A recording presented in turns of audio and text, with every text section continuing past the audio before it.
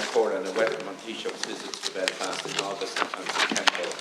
And obviously the launch of the Peace Plus programme is a great development, and I know it has been worked on over a number of years, both by Minister Donoghue and Minister McGrath, and the very substantial funding is available from both the European Commission, the British Government, the Irish Government, will be put to good use in communities north and south. It's a worthy successor to the various peace programmes and Interreg programme as well, which made a real difference in communities that suffered real disadvantage due to the decades and decades of trouble that we had in the province of Ulster and in other border areas as well. Could I also welcome the appointment of Hilary Benn MP as Shadow Secretary of State for Northern Ireland, and he was in Belfast yesterday.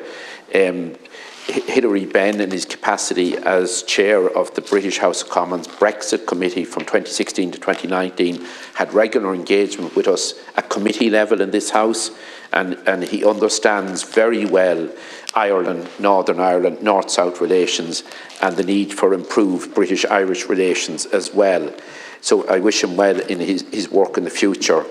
Could I also say, Taoiseach, we're all very well aware, and I get the message from my neighbours in Fermanagh and Tyrone as well, that the prolonged periods of instability in Northern Ireland, the absence of a government, are causing real difficulties in the delivery of public services, be that in health, education or social services as well, and also the lack of investment in public buildings and public infrastructure. It goes without saying that Northern Ireland needs stable and sustainable government. And of course, in all the discussions that take place, we always must be mindful of the principles of power sharing, parity of esteem and consent. They're principles underpinning the Good Friday Agreement, and they must be protected in all discussions.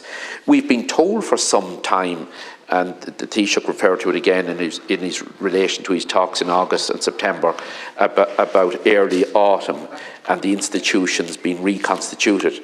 And when we talk about institutions, we're obviously talking about the Assembly, the Northern Ireland Executive, but very importantly as well, the North-South Ministerial Councils, where excellent work was done over the years, both at North-South Ministerial Council, at sector format as well. We're told that the British Government are in talks with the DUP. We read various reports of the talks moving forward and the talks progressing. Taoiseach, the plea that I get, and I'm asked to relay it to yourself and to Taoiseach and to other members of the government here, is from people who may not be actively involved in politics in Northern Ireland, people in business, people who see their own local school not having the services it needs, or families suffering delays in accessing health service, whatever. They want to see the institutions back up and running as quickly as possible and working in the best interests of the people of Northern Ireland, and working along with our own government and our own political institutions here at government level, and also at parliamentary level as well.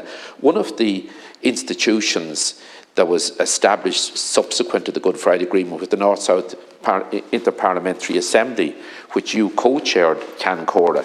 Both Deputy Durcan and myself have been on that assembly for some time, and unfortunately it hasn't been able to meet. But I remember some of the excellent discussions that took place at that assembly, be it in regard to Brexit, be it in regard to the development of the food industry and farming on an all-Ireland basis. So at parliamentary level, we're lacking that particular assembly working and working again to represent the views of constituents and the communities north and south.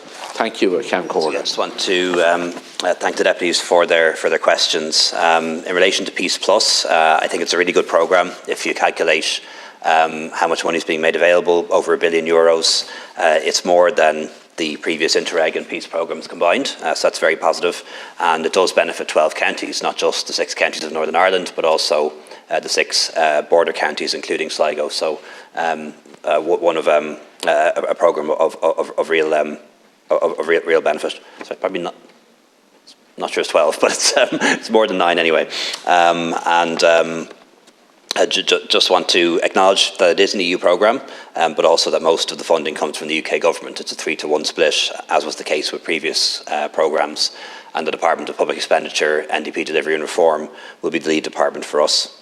In relation to the Good Friday institutions, the government remains very anxious that the Assembly and Executive should be restored as soon as is possible.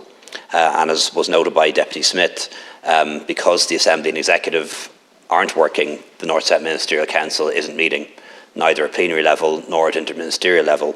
So I know sometimes people will say that the establishment of the Executive and Assembly is a Strand 1 issue and shouldn't concern the government here in Dublin, but it does, because without the Executive and Assembly operating, Strand 2, the North-South Ministerial Council, can't operate.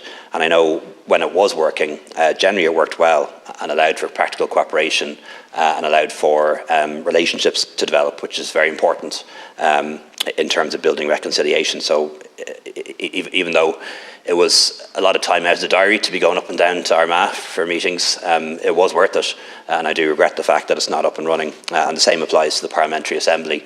It's about meeting, it's about engagement, it's about understanding each other a bit better, and often we talk to each other but don't understand each other, and that is only ever corrected by familiarity and by building relationships, and that's very missing at the moment. Thankfully, the British Irish Council and the BIIGC are operating, and look forward to hosting the British Irish Council in Dublin Castle in November. Deputy Murku asked about my talks with the leader of the DUP. It was a good conversation. The indications that I was given was that things were slowly moving in the right direction. But of course, the difficulty that we all understand at this stage is they've been slowly moving in the right direction now for a very long time, but don't seem to have got to a conclusion yet. But hopefully we'll get there, and get there in a positive way. In relation to the UK Legacy Act, this Act is now law, received royal assent on the 18th of September.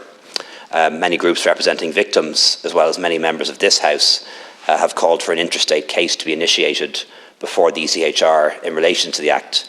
The government has sought legal advice on this matter. We haven't yet received it, but when that advice is finalised and received, we'll consider carefully what action we should take and need to take, but no decisions made on that yet.